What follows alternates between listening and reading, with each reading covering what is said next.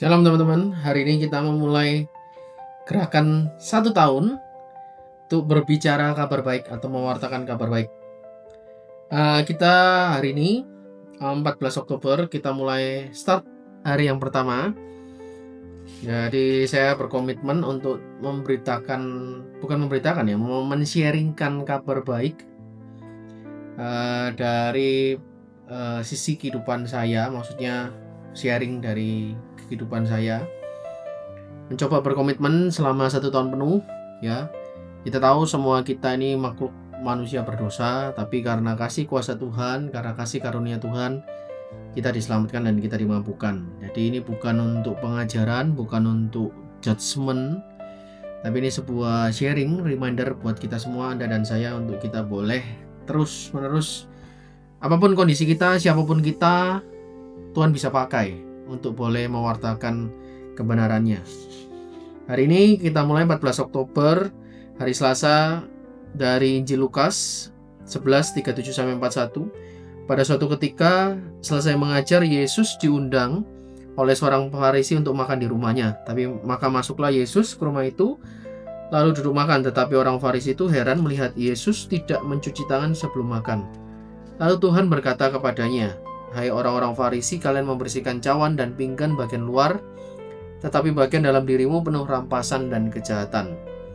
Hai orang-orang bodoh, bukankah yang menjadikan bagian luar, dialah juga yang menjadikan bagian dalam?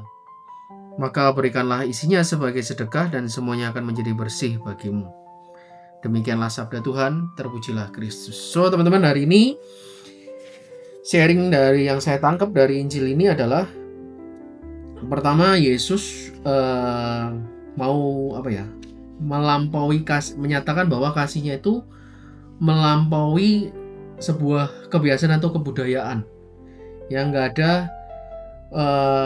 kasih Tuhan Yesus itu jauh lebih besar daripada segalanya. Nggak ada yang bisa membatasi kasih Tuhan Yesus, ya, termasuk itu budaya.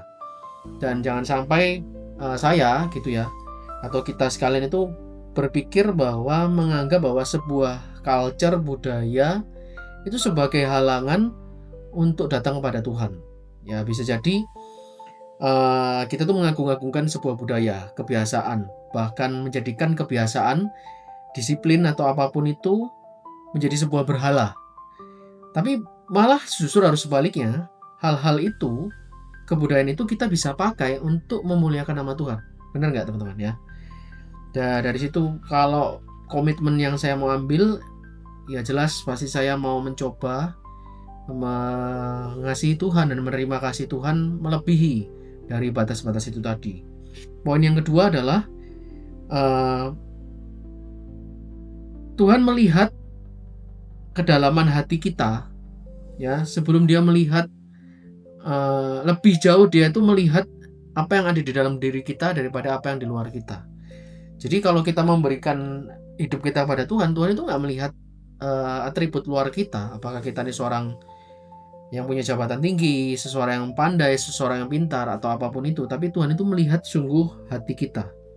Jadi apa yang kita harus persembahkan ke Tuhan bukan sesuatu yang dari luar, tapi sesuatu yang jauh di dalam hati kita. Karena apa yang di luar itu belum tentu mencerminkan apa yang di dalam diri kita. Tapi kalau Tuhan melihat yang di dalam kita, pastinya dia memilih yang terbaik.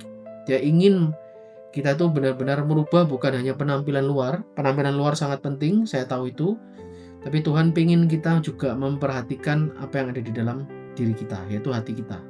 Ya, kejujuran, integritas. Saya tahu kita semua sedang berproses, ya, apapun itu.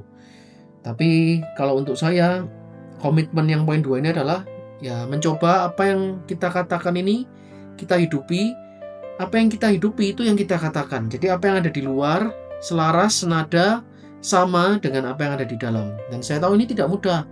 Saya pun sendiri belum bisa melakukannya 100% dalam kehidupan. Tapi paling tidak kita berusaha. 2 komitmen ini yang mau saya sharingkan ke teman-teman. Pertama, ya, saya akan mencoba mengasihi dan menerima kasih Tuhan lebih dari segalanya.